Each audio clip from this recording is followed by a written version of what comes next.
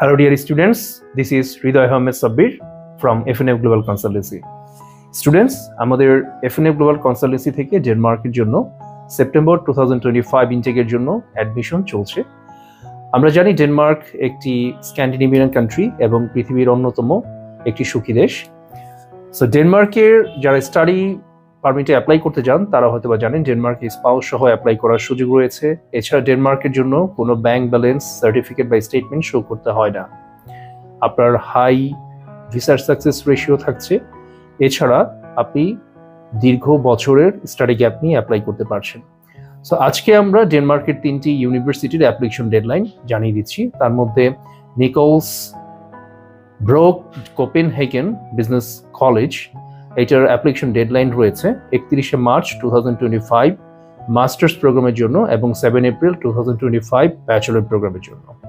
So September ইনটেকের জন্য যদি আপনারা ভর্তি হতে চান এই ইউনিভার্সিটিতে, এই ডেডলাইনের মধ্যে অবশ্যই অ্যাপ্লাই করতে হবে। এছাড়া ইন্টারন্যাশনাল বিজনেস একাডেমি অথবা IBA, এটার অ্যাপ্লিকেশন ডেডলাইন মাস্টার্সের জন্য রয়েছে 1 মার্চ। এর মধ্যে আপনাকে অবশ্যই সেপ্টেম্বর 2025 ইনটেকের জন্য অ্যাপ্লাই করতে হবে।